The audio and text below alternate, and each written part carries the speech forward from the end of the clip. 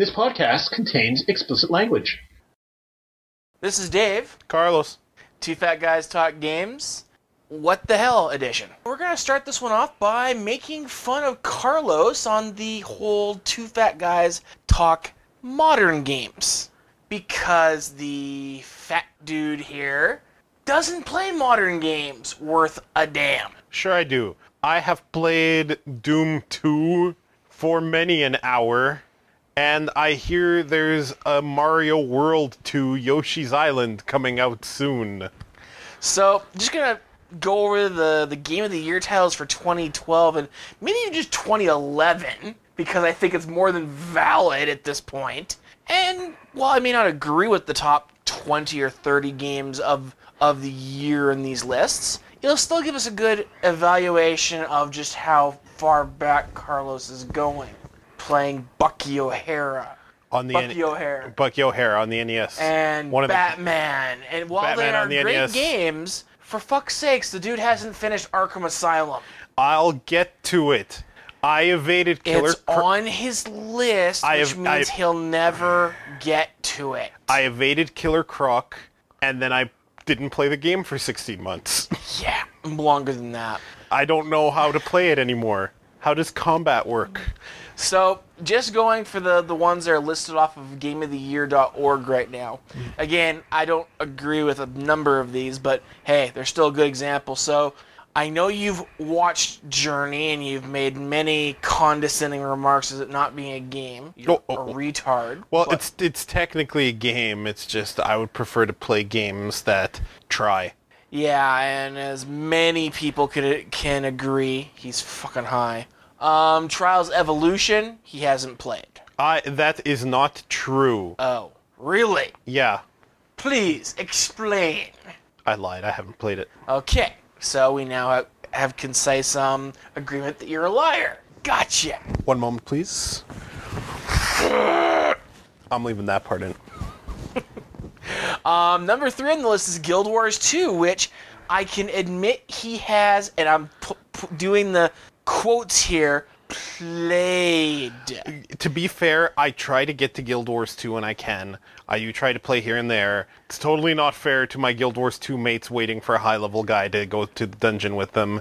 This is one that I will be still continuing to play. It's fun. It's well made. It's not going to be the thing I play every day that I rush home to play after work. Yeah, so again, I'm throwing up the fingers, the quote, saying played.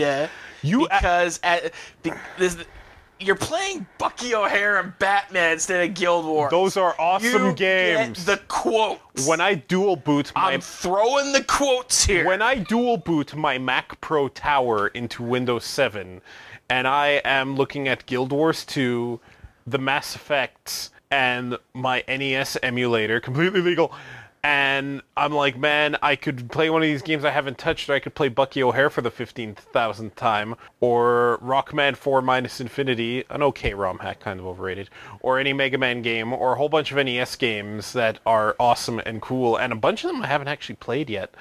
Like Metal Storm. I still have to play Metal Storm. I'm like, man, why wouldn't I play these awesome old NES games that have existed for 28 million years? Yeah. So, yeah, you take a hit on your freaking gamer score for that. Gamer score. Mass Effect 3, I know you haven't even... Did you play 2? No, you didn't, because you wanted to play through 1 on the PC, so you'd have a save game for 2. I played through Mass Effect 1 on 360 after it was on my list for some time. And when I did play it, I legitimately got sucked into it. I played it the way I played Final Fantasy VI back in the day, where I just dedicated hours to playing it. And I was pretty enamored by it. And I realized that I wanted to play the better PC version, so I put that on my list. So one day I'll get to Mass Effect 1 on PC, and then I'll play 2. Right. Or maybe I'll just get the Wii U version of 3 and go through the little visual novel they have. Oh god, justifying the Wii U. Max Payne 3, I haven't played that, so I can't say much. I've seen videos of it. I know you've played Diablo 3. We both finished it, so... I still try to play it now and then, level up my guys. It's fun. It's very well made. I've uninstalled the piece of shit. It's not a piece of shit. It has a great skill system. It just needs, sure. it has an awesome skill system that encourages experimentation and not needing to re-roll anytime you want to reassign a skill point. I will murder you with an ice pick like Sharon Stone. Well, And I will uncross you already my... hit like a woman, so I guess that works. I will uncross my legs at the camera, just like Sharon Stone did as well. Anyway, yeah, Diablo 3, piece of shit. Yeah, Diablo. Fez, I don't think you even touch that game. I was looking at it, I'm like, this kind of looks like a cool 2D game. And then I read that all it was some artsy indie piece of shit, which is trying to give some message about 2D versus 3D. And I'm like, what the fuck is this? So I didn't end up downloading it. I bought it. I played it for a couple hours, but I thought it was an okay little platformer, but I got bored. There was really no focus to it. Was it trying to be a piece of art over being a game? Whoever you read saying that, I think deserves it's their interpretation, so interpretations are valid.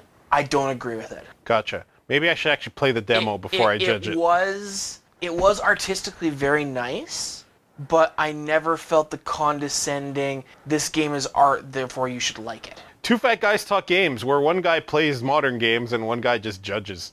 I'm the judger. Yeah. I'm the judger. XCOM Enemy Unknown, I know you haven't played that. I have. Fantastic game. I was not a fan of the original XCOM games, but I liked watching other people play them.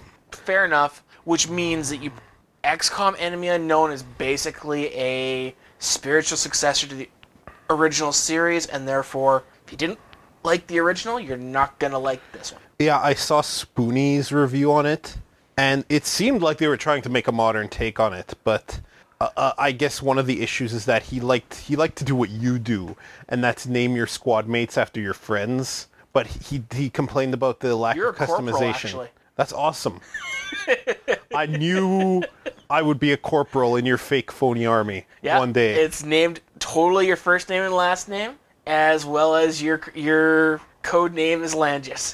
Dishonored, which I really do want to play.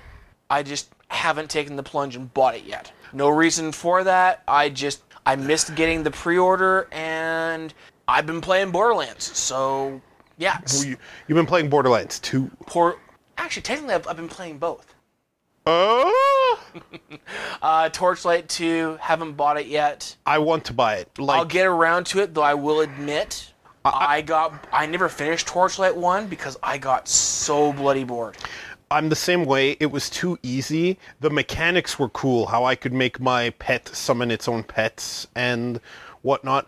I think Torchlight 2 is one that I'm going to wait until it gets on Xbox Live and just get it there. Because I really want to control these games with a gamepad. I wish D3... But they gave it that compatibility for Torchlight 2 as far as I know. Oh? If that's true, I might have to reconsider.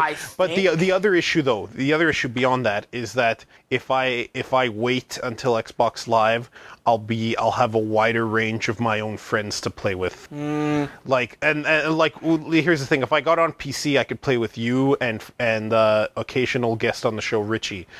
If I got it on Xbox Live, I could play it with you, guest of the show Richie, all our other guests of the show, friend of the show Shane, friend of the show Byron. Fair enough. And a whole bunch of other people who have access to an Xbox but not a nice PC. Hey, fair enough. Plus, I know you're playing on your TV.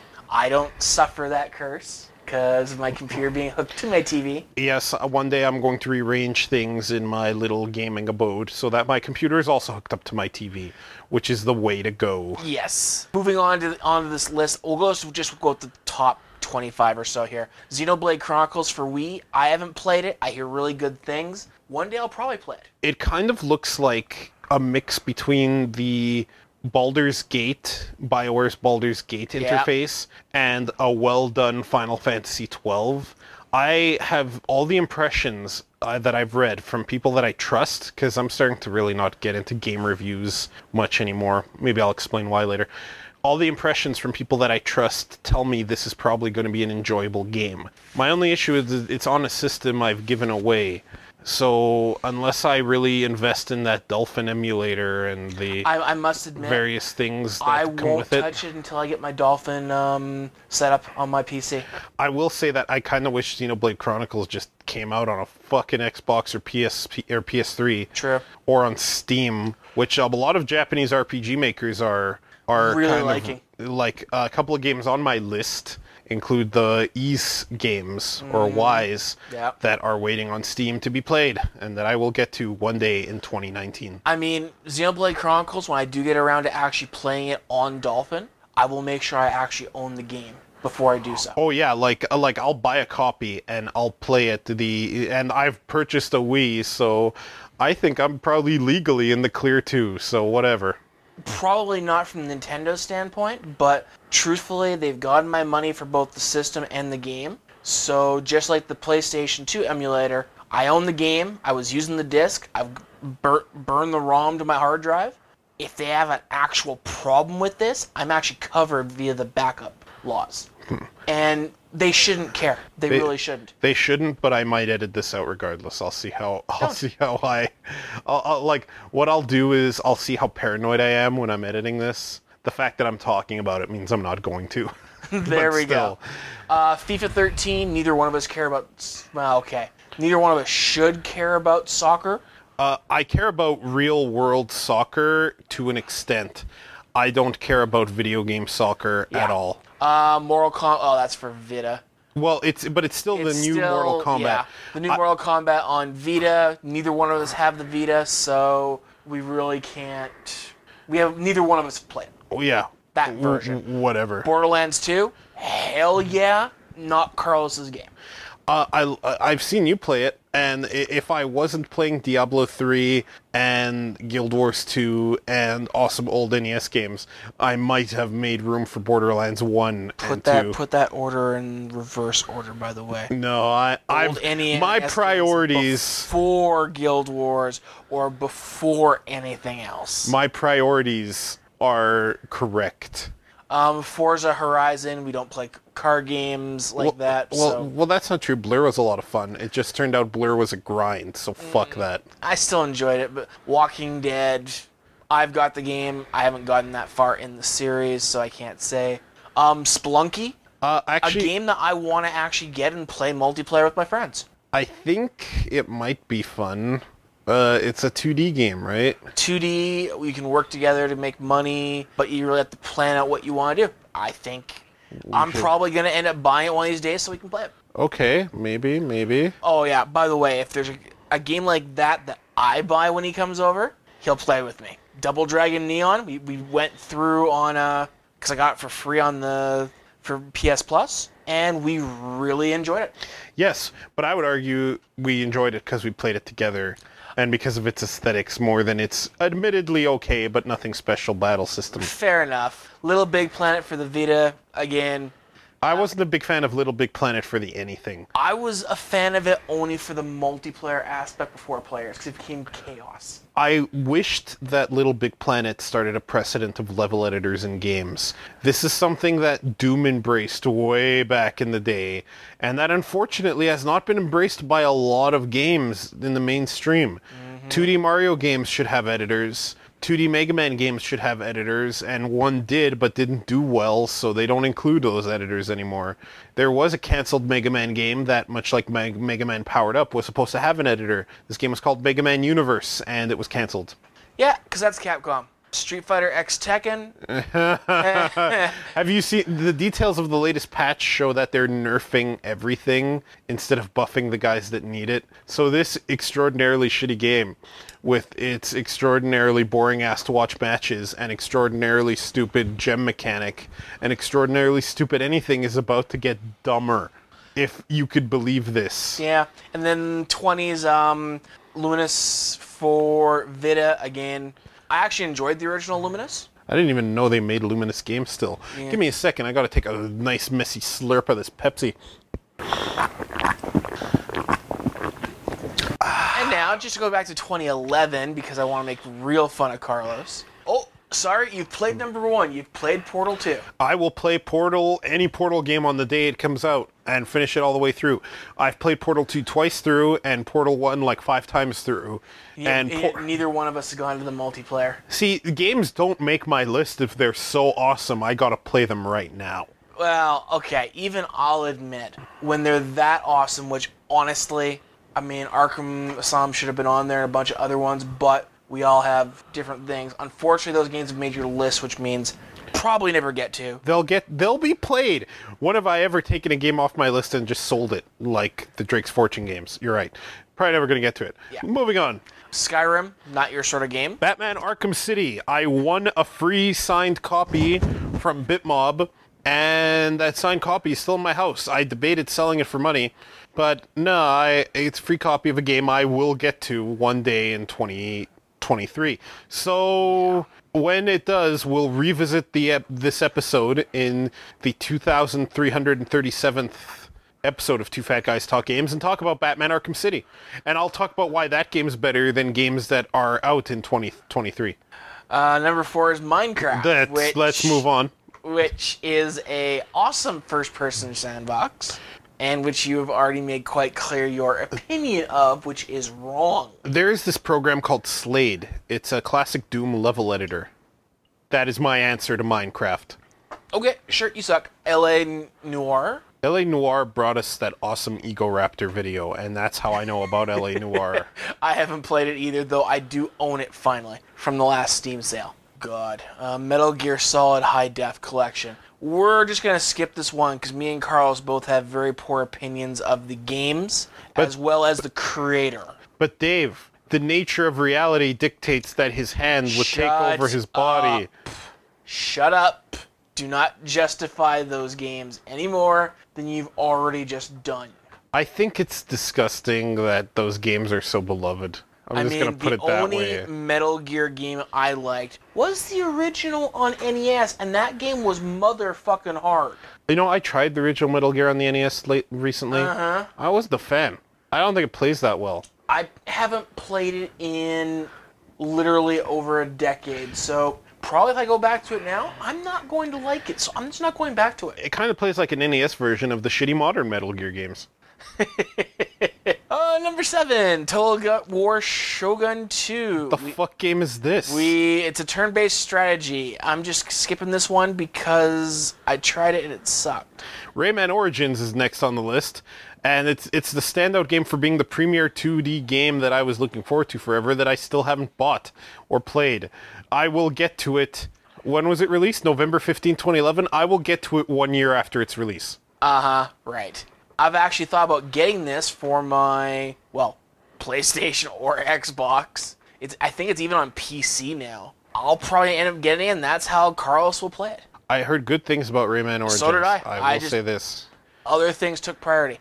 Number 9, we both played Gears of War 3. Yeah, and I will make time for Gears of War 3 again. I think Gears of War gets a bum rap from the modern movie Bob hypnotized, we don't like brown in our games, gamer, quote-unquote.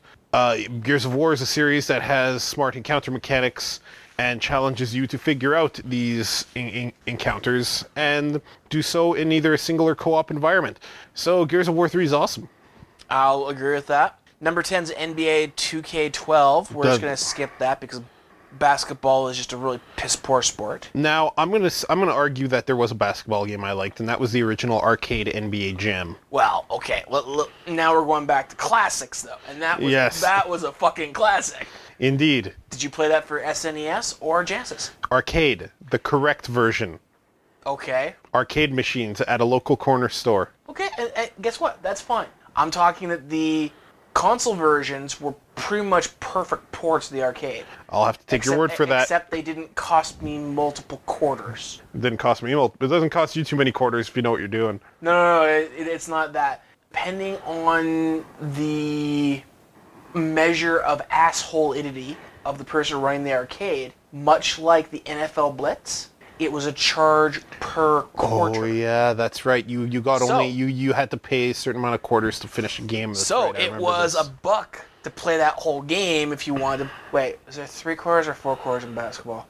However many sides there were, it cost you that much. There were X quarters. Just say X, and I'll add in the value later in editing. Nah, you don't have to. There are 3 quarters. 3 quarters. But Wait, if we're saying quarters, doesn't that mean it's 4? No, because I don't know if it's actually 3.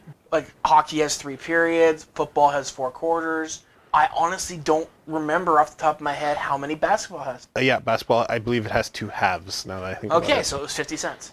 Or $1 if each half was 50 cents. That could have been too. It was the golden age of arcade bullshittery. Rip-offery. Yeah. Forza Motorsport 4 is number 11. Let's move on. The Ocarina of Time re-release for 3DS. Neither one of us played it.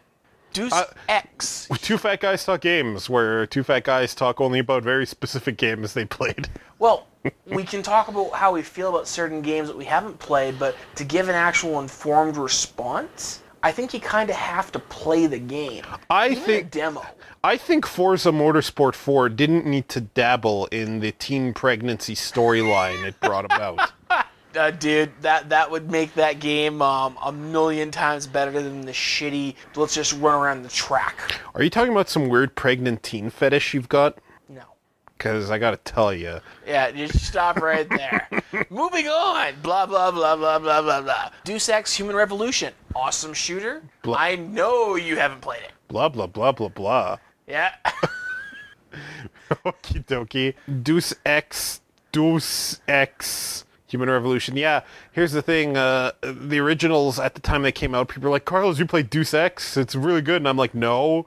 And that's how I feel to this day. Little Big Planet 2. I talked about it earlier, and my feelings... Yeah. Here's the other thing I don't like about Little Big Planet. I know it's intentionally designed so that you hold the jump button down, and when you release it, you jump. It kind of powers you up.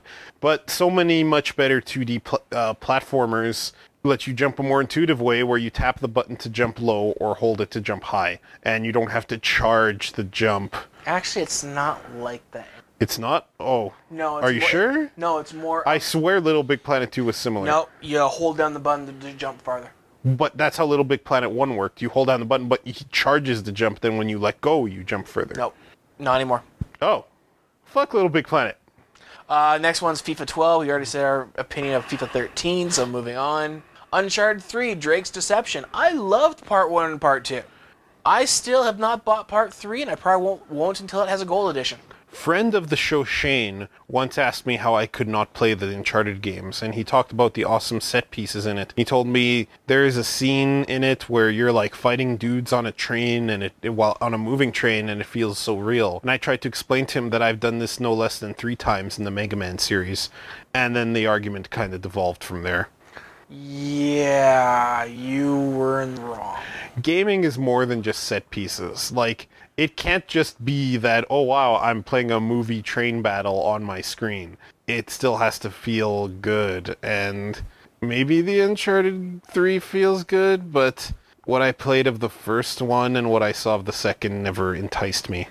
Fair enough. I like the games. It's fair to say they seem like the ultimate evolution of old point-and-click adventure games. That's what they feel like to me. If you were a fan of those, and I wasn't, you were probably a fan of the Uncharted's, because they're kind of taking that adventure, they're giving you just enough interactivity to go through its kind of movie, interactive movie environment. I'm not saying this as an insult. I'm trying to say this as open-mindedly and as understandingly as possible. Okay, fair enough. Next one is the Mortal Kombat Fighter. Mortal Kombat 9, yeah. The thing about Mortal Kombat 9, it has a block button and it has dial combos you got to put in that you don't put in real time. You have to input the whole combo at the beginning. These 2 mechanics are not things I like in fighters. I've recently started attending tourneys. I'm attending Canada Cup late next week. Editor's note here, this was recorded before Canada Cup. And I don't like block buttons and putting in your whole combo at the beginning of the combo. I like to wing it. Or the game gives me an option of both. That'd be okay with me too. But I will say Mortal Kombat 9, Ed Boon and NetherRealm took an effort to appeal to competitive gamers, and they seem to be doing the same thing with their upcoming Injustice DC fighter. And I will say that I enjoyed watching tournament streams of Mortal Kombat 9. It seems fun and exciting, and as good as any other 2D fighter. Maybe Injustice will be my thing, and maybe the fact that Mortal Kombat 9 paved the way to that will be a thing we'll talk about when Injustice comes out. Dark Souls, I despise this game series. I despise the guy who makes it. And he can go straight to hell. I heard good things about Dark Souls, but I never cared. Funny topic on that. This is turning into the worst podcast ever. I hate this game. I never played this game. I hate this game. I never played this game. I hate this game. You know what we are? We're the hipster doofuses in the fucking coffee shop being like, I played that game. It wasn't as good as name of whatever. No, you haven't heard of it. Trust me. I don't think we're being quite that bad on this. It's No, it's more me. Yeah, it's always you. Dark Souls, and this is a little bit of a funny story. Dark Souls, the original one, which was Demon Soul, I believe. I don't know. Yeah, whatever the first one was. Or was Dark Souls the first one? Anyway, the second one that came out this year, they belted down. They said, okay, well, we're going to release a PC port. PC fans rejoiced. Then the guys in a, I've got to say, ballsy but awesome, the guys who were porting over said, yeah, don't expect too much from us. This is our first PC port, and it isn't going so well. I love that. Like, this is the game dev blog for the Dark Whatever PC port. Listen, it's not going so well. Meanwhile, over the Atlantic Ocean, I'm sitting in a flight, and the pilot's like, good evening, folks. This is your captain speaking. The flight isn't really going so well. You look out the window, 3 of the 4 engines are on fire. And that's how it seems. So I'm still kind of curious about the PC port there. I'm not going to spend more than $10 on it, so I'll wait for a Steam sale just to try it, because I work with a couple of guys who say it is just fantastic, even though I hate the whole, I'm making this game super hard to make it super hard to make you angry. I hate the developers' take on that. But moving on this PC port, so it got released, and it was just as bad as people suspected. We told you something bad was happening.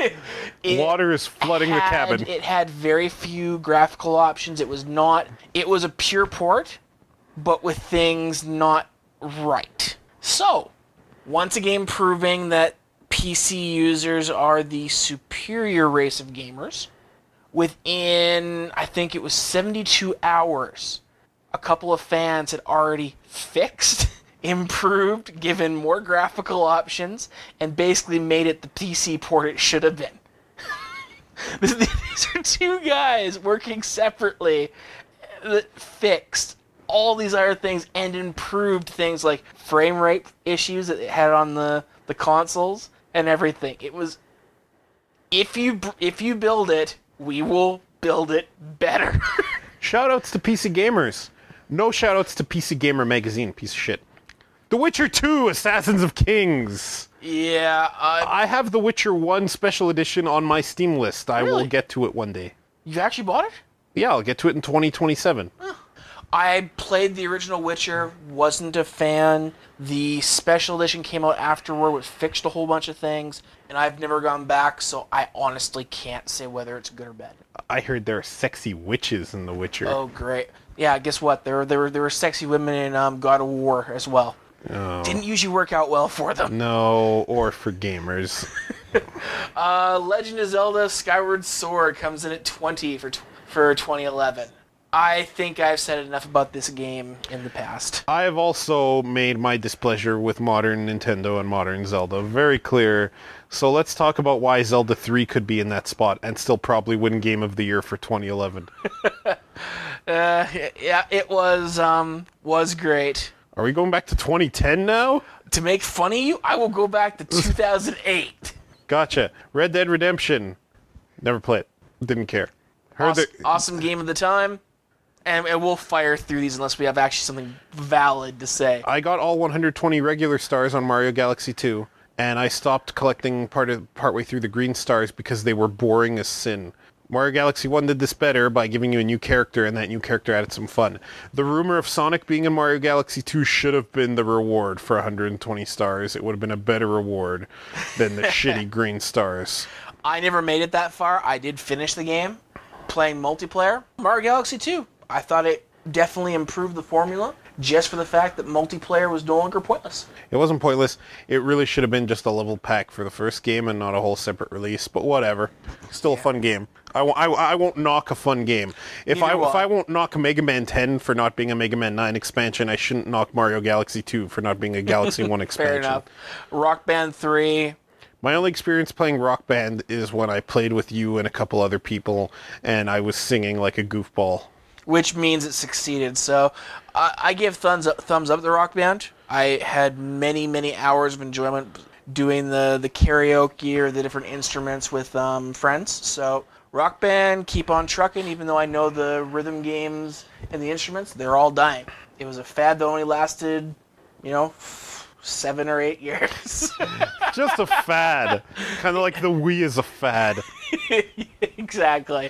Hey, Mass Effect 2. It is dying. Yes. They made a Mass Effect 2? Oh, God.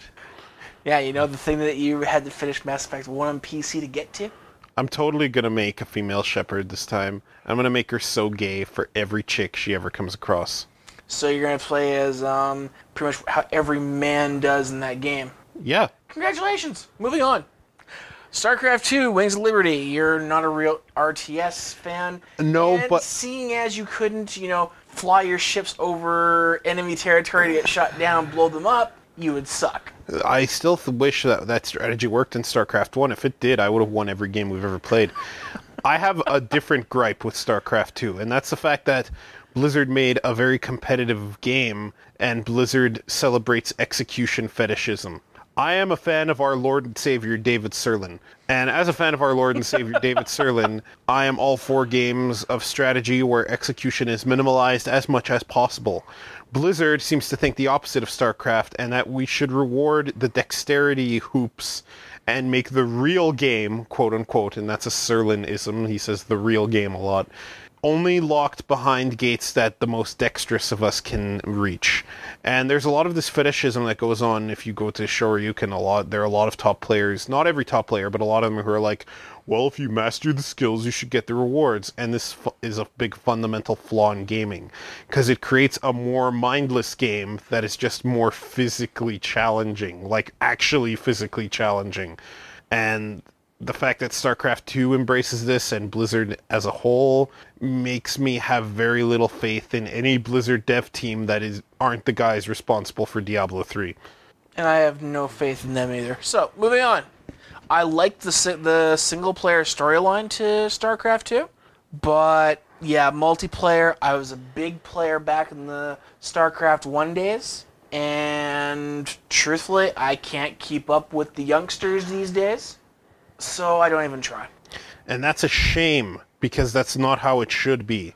Persona 4 Arena taught us a valuable lesson. It can be easy to get into, but still be strategically deep. Skullgirls, same lesson. Street Fighter HD Remix, and to a lesser extent, the game it's based on, Super Street Fighter 2 Turbo, also taught us this lesson.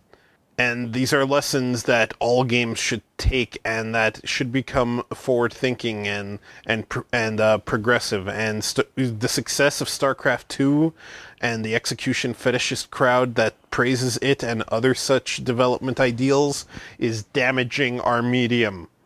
I'm not going to argue, because I agree to a certain point.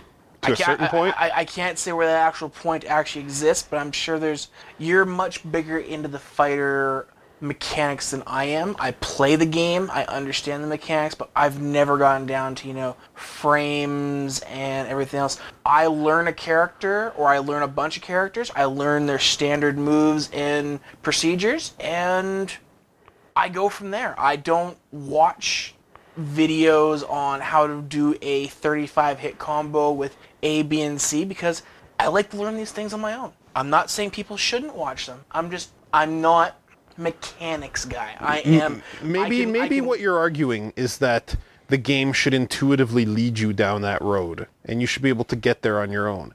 Maybe that's impossible in the internet age when someone's just going to discover it faster than you and post it online. However, there should still be the ability to... The layman should be able to get into the high levels of combo making if a game relies on that, like Persona 4 Arena, or at least in the strategy of timing your hits, like in various Street Fighter 2 revisions. Like, what? And they should let you in those. They should let you in that gate. I don't understand this mentality about nope. To get in this gate, you have to be able to perform an extraordinarily difficult cancel into another cancel. You have to be able to pick Morrigan in MVC3, do fireball forward with attack, then fireball back with special to cancel that, and then do fireball forward right away, and then fireball back to cancel that, all in very quick succession, rinse and repeat, so you get a fireball trap down. I'd also like to see a mode in Fighters where when you save a replay of a match, when you're doing the test or the what do they call it, where you're just throwing out, when you're going in and you're testing all your moves and seeing how much damage it does, what is that mode called? Training mode? Training mode. Thank you. Fuck. I would like to see where the replays that you're doing that you've saved, like in Persona 4, does it like in training mode where you'll actually see what the person is hitting to do certain combos on you. I think there are some fighters that do this already. Not for replays. One thing that Tekken Tag Tournament 2 does is in training mode, it will show you when you can, whether or not you can punish a move you've just blocked. So you don't need to know, you don't need to look at a frame chart and go, my move starts in 2 frames and that move has 3 frames of recovery, so I have a 1 frame window to punish it. No, the game will actually tell you if you can punish a move. It'll tell you if you block this move, if it's safe or not.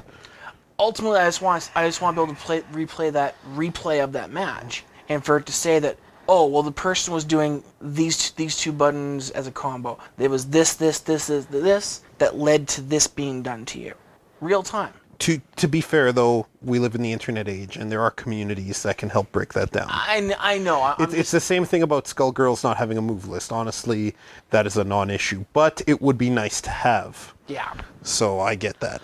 And this was the sort of dialogue that I knew would come from going to this list. Next game on this list from 2010, Super Meat Boy. So I think I realized why I didn't really like Super Meat Boy. Okay, fire away. When I play old Mario, or when I play a new platformer like Dust Force on Steam, or even something like a bunch of the 2D platformers that you can play on Xbox Live Indie Games, and there are some pretty good ones there. Usually the objectives are much more than just jump around the platform to get to the goal. And even something like Kaien Nasaki's, shoutouts to Kaien, I Want to Be the Guy, and the sequel to it, there's still much more to do than just navigate this one goal. And maybe Super Meat Boy is closer to that in that it has frequent save points and small chunks of difficulty to do. But my complaint is unjustified because I Want to Be the Guy, and for Super Meat Boy it didn't really click with me for some reason. I did actually really enjoy the game. At a certain point it did become very difficult and frustrating, to say the least. Nowhere near what Rage Quit had for his playthrough. That is still Michael from Achievement Hunter and Rage Quit. Shoutouts to Michael from Achievement Hunter. That is still one of his better Rage Quits because I'm pretty sure he was legitimately pissed off. That one, and the fact that he's the best gamer of that group, if you watch any of their team stuff, and he's always the guy who wins. Well, it's not just that. There's always the showmanship on that show, but. Yeah, I know, we both legitimately believe that he was getting pissed off that stage. I remember that stage. It took me 3 times to get through it, but I also didn't get into the pattern of what the fuck that he did. In some of those stages, it was very easy to get into a pattern of, I just can't do this. And put the control down and come back in a couple days and try it again. You know, you get through it in 1 shot. So that's how Super Meat Boy was. I give it 2 thumbs up because it succeeded in what it was doing, and it was small chunks of challenge. Again, thought it was good.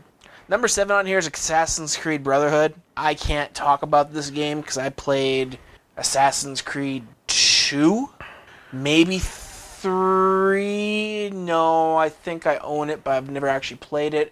It's got some good things. Three is the recent one where you take control of the guy from colonial America. No, sorry, I don't have 3. That means I probably have... Oh, I might own Brotherhood, and I've probably never played it. I played a little bit of Assassin's Creed 1, thought it was okay, wasn't interested, moved on. 1 was boring as sin. 2 improved a lot, so I actually enjoyed myself. But I found that all the little things, the little challenges I had to go out of my way from the main storyline, which would normally keep me intrigued. I mean, I'm the sort of person that plays Skyrim, and I've played like 80 hours into the game, and I've only done the second mission quest for the main storyline. But Assassin's Creed just bored me. I'm like, oh, look, there's 35 different icons I have to get in this town. I need to go where? Fuck this. That's pretty much where I ended. Battlefield, Bad Company 2. Can I just call this a piece of shit and move on? I've never played it. I'm not a big fan of real-world World War II-esque shooters. I prefer first-person shooters on alien planets or that are super fast-paced. Just because I know if some people listen to this, which I doubt they will. We have subscribers. I saw the metrics. Fair enough. Battlefield Bad Company 2 is a modern-day shooter.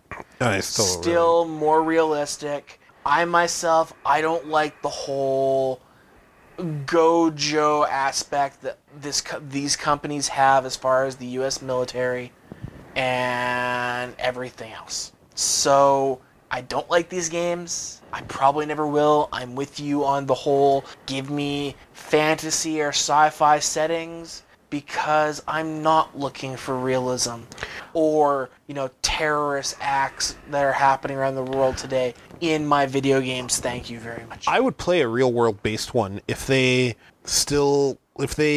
ignored human running speed and gave me a modern take on Doom, even if it was with modern-esque weapons. Yeah, I expect that. God of War 3. I played through most of God of War 1, realized that I wasn't having that much fun despite the pretty good combat system, and said, fuck it. And that was a game that was on my list that I did get to, and then realized that it wasn't going to do it for me, so I never touched 3. I played all 3.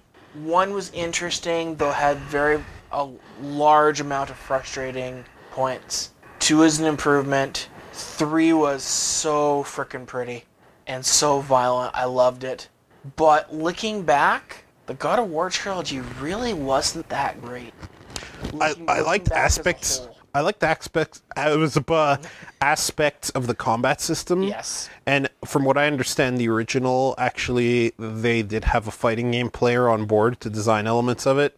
You can kind of tell with the way combos work and how fluid it was to fight. Mm-hmm. So that by itself is kind of what endeared me to go and try God of War, right? But I think my issue is that the combat system, they give you 8 bazillion moves. You have to unlock them all, and 2 are better than the rest, and I stick to those 2 moves. So I kind of feel like I'm not using my arsenal. That's not to say that I can't enjoy a game where I only have 2 moves. Like in Castlevania 1 and 3, you jump, whip, and have sub-weapons. Sorry, Castlevania 1, you jump, whip, and have sub-weapons. And that game was amazing, but the issue is that if you have all these other tools, I expect there to be a purpose for them, and without it, they could have just cut them down and made a smaller tool set of moves better for Kratos, and maybe I would have been more intrigued. Maybe. We're going to skip number 10 because it's another Battlefield Bad Company game. What? Battlefield Bad Company 2 Vietnam? Battlefield Bad Company 2, and then immediately, what the fuck? Did this game come out right after? Actually, March and then December. Jesus. These lists aren't that great, just for those that are listening. Anyway, moving on. Heavy Rain for PS3. Here's the thing about Heavy Rain. Friend of the show, Shane, and other friends of the show will occasionally get on my goat for not liking some newfangled game that I know I'm not going to like. Didn't Newsy play it? She did. And she ended up killing everyone. I think that when she realized she couldn't get the best ending, she just started killing people wantonly. That's what she told me anyway. And the thing is this. listen, make a movie if that's what you want to make. This is not a medium for making movies. I'm not going to disagree. I have not played the game, but I've seen it played, and I found myself bored to frickin' tears watching it. And people are like, man, it's such an experience. I'm like, it's not an experience. It's an experience in how not to choose the right medium to present your art. Let me ask you. That's what it is. It's an experience in mind-numbing hatred for this modern developer who misunderstood gaming so completely, and for an audience to lap it up like semen in their little pet bowl in my fantasies in my brain. Let me ask you a question here, though. If you look back to, say, 40 minutes ago with the first game, Journey, how would you compare Journey to Heavy Rain? Well, like you said about Journey, at least you're getting power-ups and shit. Well, So, Journey is very much, to me, the journey to the end of the game. I get that in any well-made game. Mm-hmm. And in well-made fighters, I get that for the life of the fighter. Mm-hmm. Like, But my actual question here is, from what you've seen of Heavy Rain and of Journey, which one's better? I don't want to answer that question. I instead want to compare Heavy Rain to Double Dragon Neon. Okay, fair enough. Because Double Dragon Neon is a mediocre game wrapped in aesthetic goodness that is well experienced in an interactive. It is well experienced in an interactive medium because your interactivity through the mediocre but not terrible brawler is kind of what ties into the entire 80s Neon presentation. It's kind of like how Braid's gameplay and presentation, its story, quote-unquote, tie together in that your abilities vary by level based on the theme tying together the narrative of that level. And that's kind of what Double Dragon Neon is. And I will say Double Dragon Neon is a game, and ironically, I played it right after Isaac was like, why don't you like story-based games in that last podcast we had Isaac on. And the thing is that, I kind of get it. Sometimes the story is going to whisk you away that you're going to let that carry you. But the underlying game still has to be something that's a game. And Heavy Rain is not a game. Heavy Rain is a movie that should have been made a movie or a TV miniseries or a web comic or a graphic novel. So it's an interactive movie is what you're saying. It's a confused piece of art. Okay. It's technically art. Because I can't argue with you because I haven't actually played it. I've just seen it played. And again, I was bored. I was really bored. The issue with Heavy Rain is there's supposed to be a message you're trying to get across here. It's ultimately a lot like a modern adventure game. It's a lot like a modern Full Throttle. And I did enjoy Full Throttle, but I'd never play through it again. And even as I was playing through it, I kind of realized, listen, Carlos, you're kind of liking the story here, but this mindless clicking on things until I puzzle out which is the way forward is not really a game in the sense of the word you like to think of it as. Super Street Fighter 4. Street Fighter 4 is a flawed game, but I will admit I played a bunch, both casual and at a tourney, a few days back. Shoutouts to the local Edmonton scene, which I took way too long to reach out to, honestly, because they are a good bunch of guys and girls. There are a couple girls who play there, and they're a good bunch of people, let's just say that. And they accepted me with open arms and gave me pointers as they kicked the crap out of me in Street Fighter 4. I find Street Fighter 4 fun. I really do. I like playing it, but it's very terribly flawed. It does a lot of things wrong, and the fact that it ushered in this big resurgence of fighters on this continent is a little troublesome because it set a precedent for things. I just hope that enough good games, good fighters that deserve it, like Persona 4 Arena and Skullgirls, and the will never be released here under Night in Birth, kind of carry that and make use of it. Fair enough. I played Street Fighter 4, rather, not Super Street Fighter 4. And it was okay. My favorite Street Fighter game to this day is still Capcom vs. SNK 2. More because of the crazy hijinks that you and I used to pull off with our EX grooves than anything else. Mm-hmm. But that would be my favorite. My second to that would be Puzzle Fighter. Third to that would be the actual Street Fighter 2 HD. Did you mean Puzzle Fighter or Pocket Fighter? Pocket Fighter, not Puzzle Fighter. That's what I thought. I would love a Pocket Fighter 2. I just don't want modern Capcom to be the one making it. Yeah, that's the unfortunate. But with the resurgence of them slapping GGPO netcode on older fighters and releasing them to Xbox Live, maybe we'll see Pocket Fighter. Well, we were teased that back when they did Puzzle Fighter. Capcom, buff Dan. He can be a joke without being shitty. Rufus is also a joke, but not shitty. Just buff Dan. Next on the list is Halo Reach. We are very much Halo fans, and we spent many, many hours doing the multiplayer in Halo Reach, so... Much like how there are people who identify themselves as social drinkers, I'm a social Halo fan.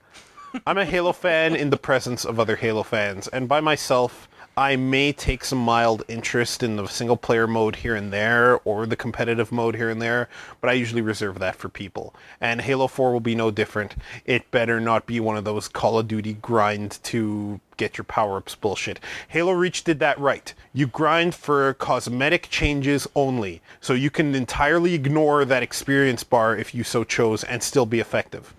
He's really going to hate Halo 4. It better not be this, Dave. If it's this... He's really going to hate Halo 4. I like that they added the armor powers in Halo. I kind of hope that carries on, but I haven't seen enough of Halo 4. Hate it. Christ. Let's just move on. Wait, you haven't talked about Halo 4. Halo 4, I still haven't pre-ordered. I mean Halo Reach, sorry. Oh, Halo Reach, okay. Halo Reach, I enjoyed it. I liked getting back to actual Spartans again. I liked they gave us a backstory to a couple things.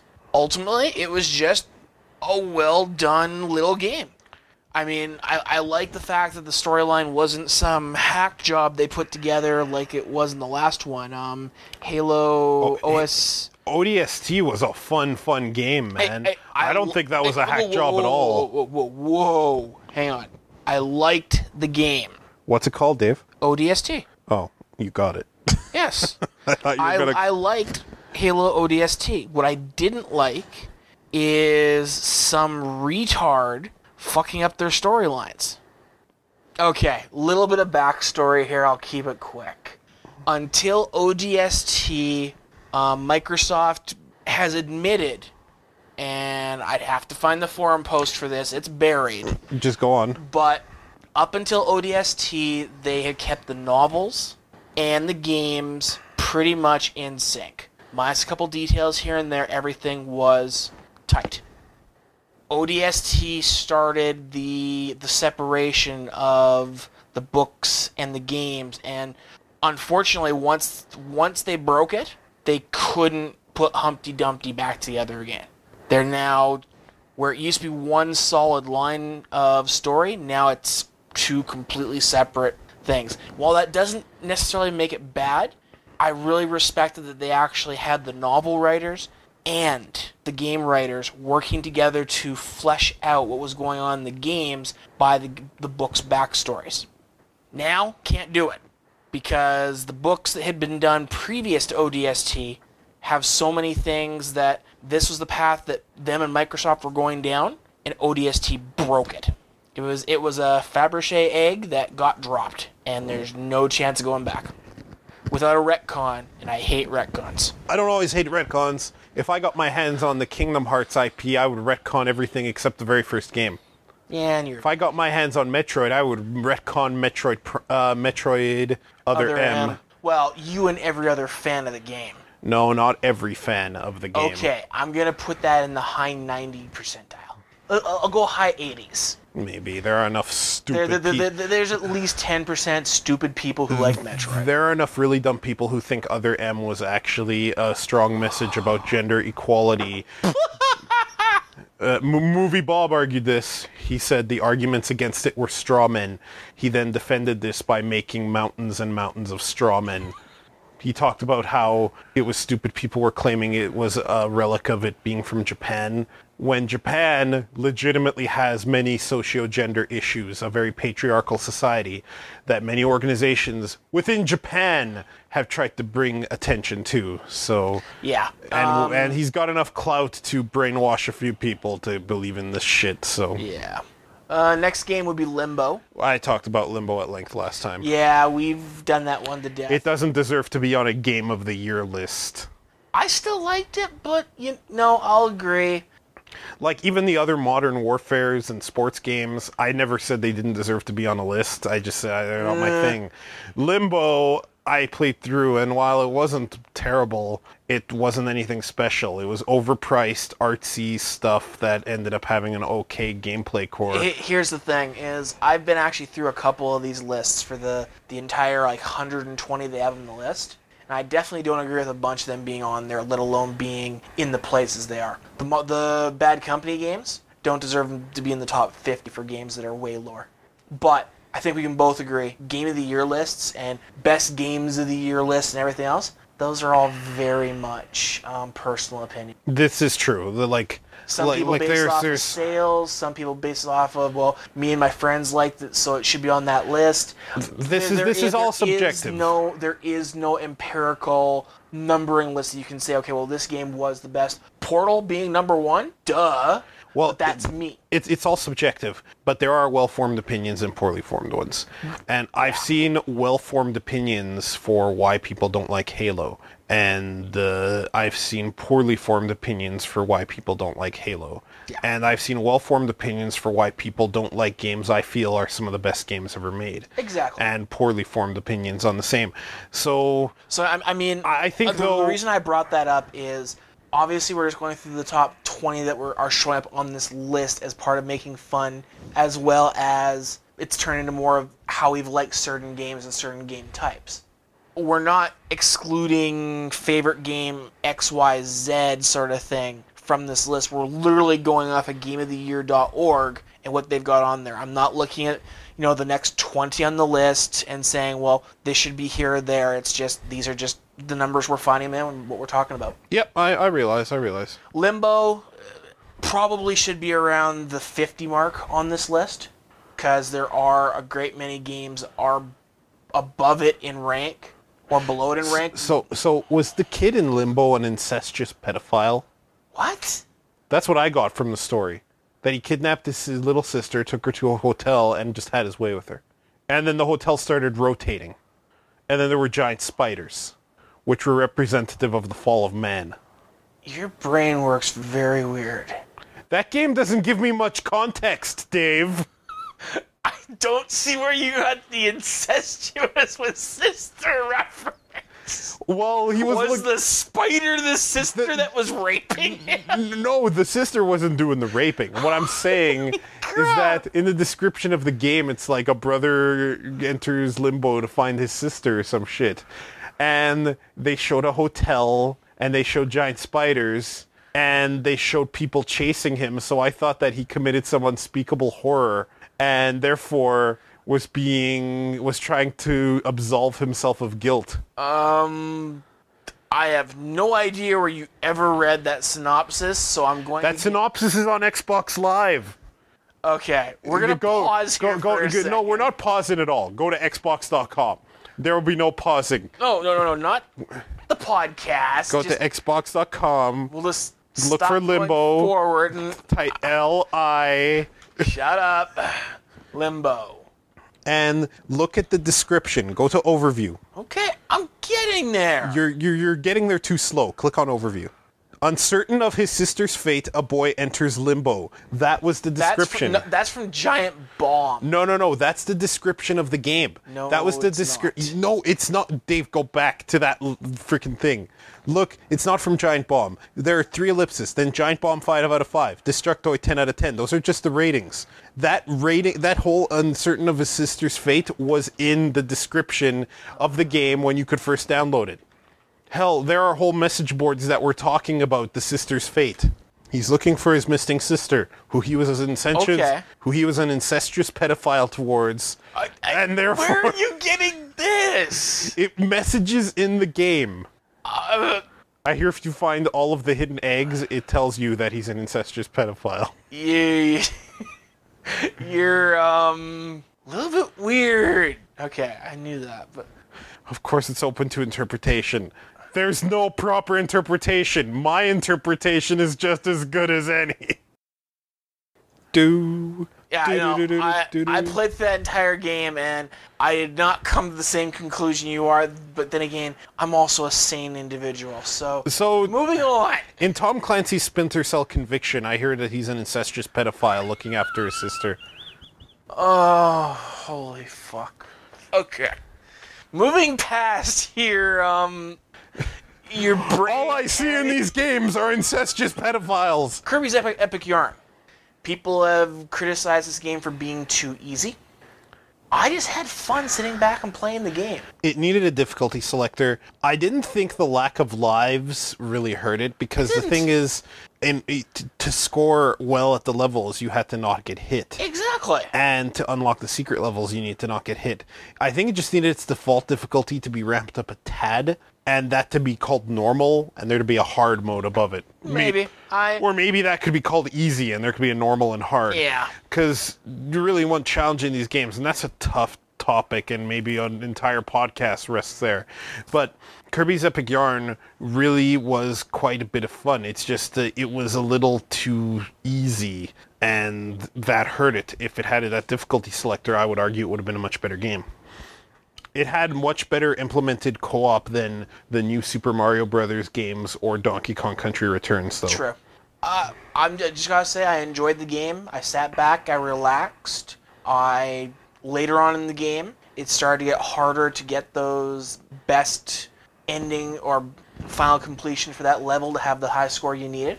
So it was just a fun little game. In the beginning, I didn't feel challenged. Near the end, I did feel a little bit challenged.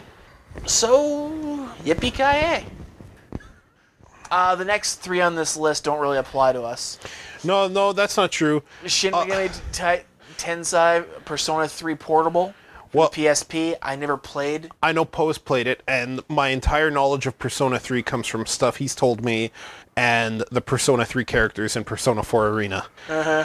So here's what I do know. It's a lot like every other Persona game, and therefore it will appeal to people who like Persona. Yeah, exactly. Yeah. Moving on. Probably deserves a fair Call of Duty rating. Black Ops. Now, me personally, I don't believe putting the Call of Duty title onto any game makes it good. In fact, I put Call of Duty writing on the same level as... Who's that dipshit writer that they make the novel creation templates on? You do the randomizer and it fills in terrorist, Russia... Tom Clancy. Tom Clancy. It feels like Tom Clancy writes every single one of these stories. You know, it's funny though, but you earlier praised the Splinter Cell game, which is which is actually a Tom Clancy construct. It is, but he hasn't written the stories for those in years, from what I know. True, but I just find it funny that look at this Tom Clancy piece of shit right here. Meanwhile, I really like the Splinter Cell thing. And the funny thing is while I liked the Splinter Cell game, you're right. Conviction very much was a terrorist organization, this, that, and everything. It totally fit his scripts. Call of Duty's always taken it one step further to the we are so great. And that is the easiest way to piss me off in a military game. I just have no desire to play any of those games. The ones I have played made me go, okay, this is like a lot of other FPSs that haven't impressed me. I also hate the multiplayer. I don't like having to... do I despise the multiplayer needing in to games. grind is the worst possible thing to happen to gaming, let alone this genre. Needing to grind? Yeah. Next one's NBA 2K11. Again, moving on. You should listen to a different podcast if you like video game sports games. We are not it. Sid Meier's Civilization 5. Dave, you'll be proud to know I played my 5th turn recently. I just want to kill him.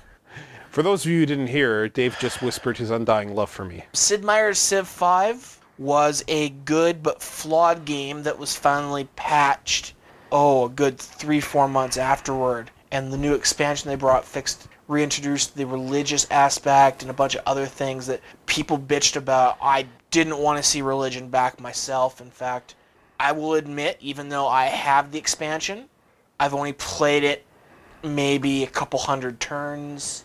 Not enough to really get into the whole tactics of using religion, but I'm looking for an option to turn that shit off. Because I just don't... I never cared for it. I picked up Civ 5, not because I played any other Civ game, I haven't, and I'm not really a big on the God games, but it had a hex grid, and I figured, you know what, I have hex grid designs in a couple of the turn-based design documents I slowly work on here and there between scripts. So I decided to pick it up and see how they did the hex grid thing just to get some ideas. And I picked it up for full price before the price of it went down by 50% the next week, which pissed me off a little bit. I've played a grand total of 5 turns, and I've enjoyed those 5 turns. You realize 5 turns, probably about 5 minutes. Yeah, I played a turn every 3 or 4 months. Years. Wait, this game was released in 2010? Yep. So 3 years, 12, 24, 36 divided by 5. Every 7 months I play a turn. Yeah. This is 2009? No, that was just the next set on 2010. Okay. 2009, let's cover these real quick. I'm just looking for any of the good ones. Let's cover these real quick. Uncharted 2, shitty. Torchlight, shitty. Sims 3, shitty. Sims 3 expansion, shitty. Borderlands, shitty. Fight Night 4, shitty. Dragon Age Origins, shitty. And that's that year. Bastion, shitty. No, I love Bastion.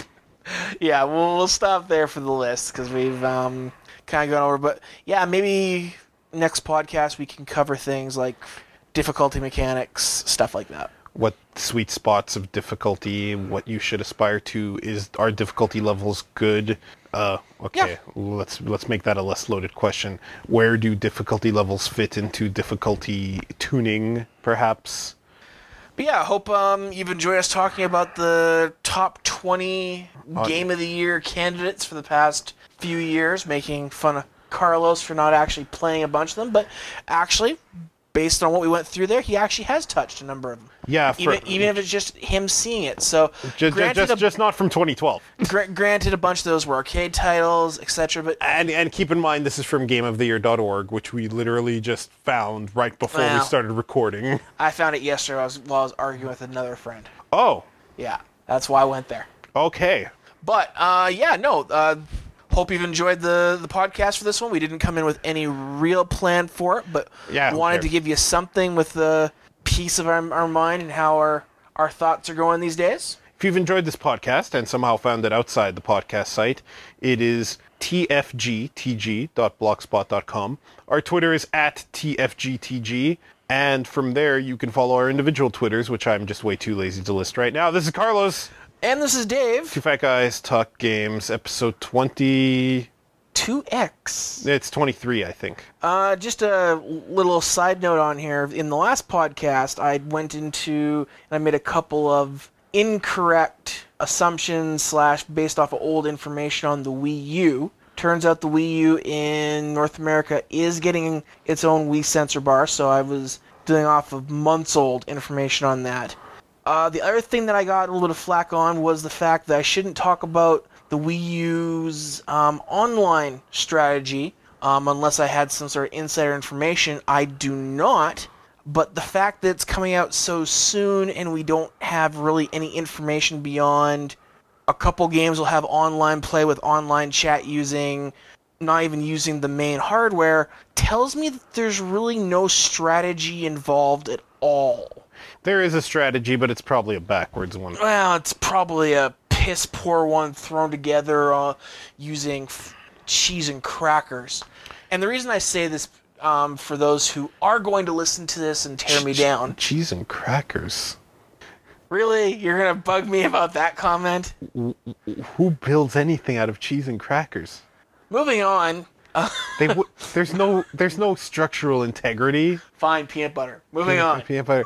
And you call me strange. Fine, duct tape, for fuck's sake. You build houses out of cheese and crackers. I'm all about the incestuous rape in video games. Okay, but moving on, seriously, just to end this off. Okay. Coming up to the 6 or 9 month mark before either the Xbox or the PlayStation 3 launched, they had already defined what their online strategies were, what their plans were. Xbox Live was already announced at that point. PSN was announced. they had given us something. Nintendo is telling us diddly fucking squat. And this bugs me in many ways because that tells me that there is no real defined strategy besides something. So I know people will rip me a new one for saying that, but Nintendo has not really defined a strategy. Therefore, I don't think they really have one. Gotcha. In my opinion, if you've got some sort of insider information you can tell me or give me an article that proves what I just said wrong, please put it on one of the pages and let me know. Gotcha. Let's do the outro one more time because I'm going to record a little snippet for our Twitter stuff that I'm just going to include at the end of every one. Okay. So, yep. I was going to do that myself last time. I just forgot. This has been Dave. Carlos. Two Fat Guys Talk Games, episode 23. 23. Next time on Two Fat Guys Talk Games, part 1 of Endgame. Coming soon. There's going to be no Endgame. I just want it to be dramatic. I live such a boring life. Guest starring Sephiroth. Guest starring Dr. Dre.